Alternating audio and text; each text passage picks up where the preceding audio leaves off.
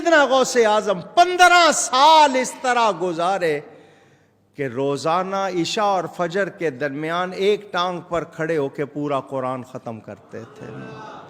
اپنے حجرے میں کھونٹی دیوار میں گاڑی ہوئی تھی, عشاء پڑھ کے آتے, اس کو پکڑ لیتے ہاتھ سے اور ایک ٹانگ اٹھا لیتے, بسم اللہ سورہ فاتحہ سے شروع کرتے, فجر کے وقت اٹھایا ہوا پاؤں اس وقت زمین پہ رکھتے جب پورا قرآن پڑھ لیتے تھے.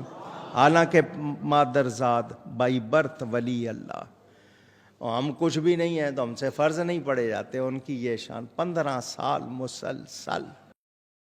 یہ ٹانگ, ایک ٹانگ والے جو یہ مرغے اور مرغابیاں 15 اکتے پڑے. یار بھائی دو لتاں استعمال کرو, کسی نے منع کیتا ہے؟ یہ کون سا تماشا کہ لت چکی ہے.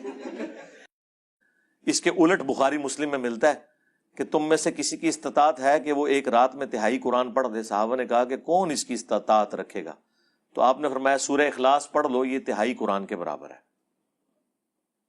تو وہاں تو کسی صحابی نے نہیں کہا کہ امام حنیفہ نے ایک ٹانگ پہ 15 سپارے پڑھنے ہیں بعد میں خانہ کعبے میں کھڑے ہو کے, اور دوسری ٹانگ پہ 15 سپارے پڑھنے.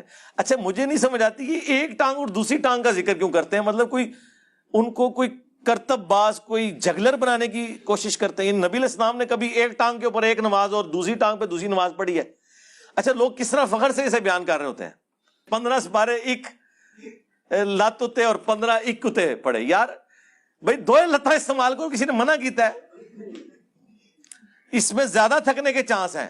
آپ ایک ٹانگ کے اوپر اگر 15 سپارے پڑھیں, بلکہ جو بیان کر رہے ہیں نا انہیں کہ آپ سے ہم سپارے نہیں ڈیمانڈ کرتے, یہ ایک سپارہ پڑھنے میں آدھا گھنٹہ لگتا ہے, تو 15 پارے آلموسٹ 7.5 گھنٹے بنے. 7 گھنٹے تو پہلے ایک لاتے کھلو کے 10 نہ منو, خالی نہیں کھڑا ہوا جاتا. اور یہ کون سی سنت ہے؟ یہ ضرور سنت ہے کہ نبی علیہ السلام اگر قیام کے دوران تھک جاتے تو ایک ٹانگ پہ تھوڑا وزن ڈال دیتے, یہ نہیں کہ دوسری ٹانگ اٹھا لیتے تھے. نماز کا ایک پروٹوکول ہے, آپ نے اللہ کے سامنے اس طریقے سے کھڑا ہونا ہے کہ اس کا پروٹوکول ہو. یہ کون سا تماشا ہے کہ لات چکی ہے؟ ایک لات اٹھا کے, ایک لات چک کے تو بندہ کھڑا بھی نہیں ہو سکتا. یقین کریں بندہ تھک جاتا ہے. یہ ہو سکتا ہے کہ دوسرے آدمی کو رسی یوں پکڑی ہوئی ہو, خالی ایک ٹانگ پہ کون کھڑا ہو سکتا ہے یار؟ ہاں جس کی 4 ٹانگیں ہیں نا وہ کھڑا ہو سکتا ہے 3 ٹانگوں پہ, 2 ٹانگوں والا تو ایک ٹانگ پہ نہیں کھڑا ہو سکتا. سیدھی سی بات ہے یار. بخاری مسلم دونوں میں حدیث ہے, نبی علیہ السلام ایک دفعہ گھر میں داخل ہوئے تو آپ نے ایک رسی لٹکی ہوئی دیکھی.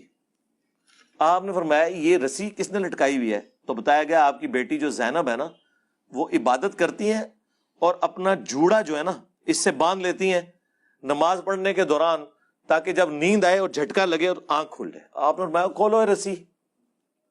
یہ کون سا طریقہ ہے؟ نماز اس وقت تک پڑھو جب تک کہ تمہاری طبیعت تمہارا ساتھ دے, نفلی نماز, اس کے بعد آرام کرو.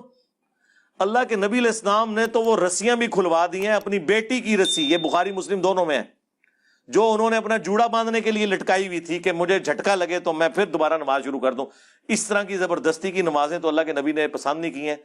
جو رسیاں کھلواتے ہیں, یہ ٹانگ, ایک ٹانگ والے جو یہ مرغے اور مرغابیاں جب کھڑے ہوئے نمازیں پڑھ رہے ہوں گے, ان کے ساتھ وہ کیا کریں گے؟ کیا دین بنایا ہوا انہوں نے. تو وہ تہائی قرآن کے برابر ہے سورہ اخلاص. تو اس میں یہ آج بھی ممکن ہے کہ آپ ایک رکعت میں پاؤں رکھیں اور دوسرے میں رکھنے سے پہلے پورے قرآن کا ثواب حاصل کر لیں 3 دفعہ سورہ اخلاص پڑھ کے, تو انشاءاللہ مل جائے گا.